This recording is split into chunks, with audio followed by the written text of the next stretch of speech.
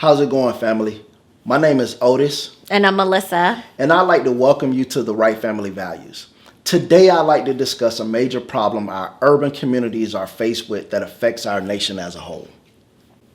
It's difficult to find any credible source that would admit the school to prison pipeline is an institution in America. While the evidence is clear that most inmates have issues reading, the correlation between that and crime will often be denounced. Facts are, the Literacy Project Foundation found that 3 out of 5 people in U.S. prisons can't read, and 85% of juvenile offenders have trouble reading. Most children learn to read by 6 or 7 years of age. Some children learn at 4 or 5 years of age. Even if a child has a head start, they may not stay ahead when school starts. Other students will most likely catch up during the 2nd or 3rd grade, according to healthychildren.org.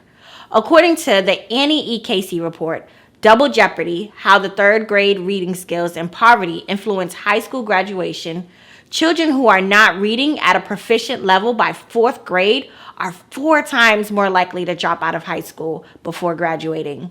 Students growing up in low-income neighborhoods who cannot read with proficiency are 6 times more likely to leave high school without a degree.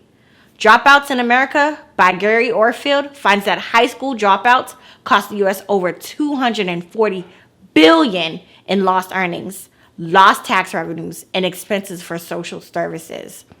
Reading aloud to your children is one of the best ways to help them learn to read. Okay, now that's where we step in. A Family That Reads initiative is designed to help children improve their literacy levels and comprehension. A child who can't read on level by grade 3 has an increased chance of dropping out by 19 and becoming imprisoned. Vice President Joe Biden said on an interview with the Breakfast Club that illiteracy is one of the 3 problems found in almost all inmates. A study by Margaret Kristen Merger, Murdoch University, found that 60% of students weren't being read to at home. The study also showed that most parents stop reading to their kids when they learn how to read.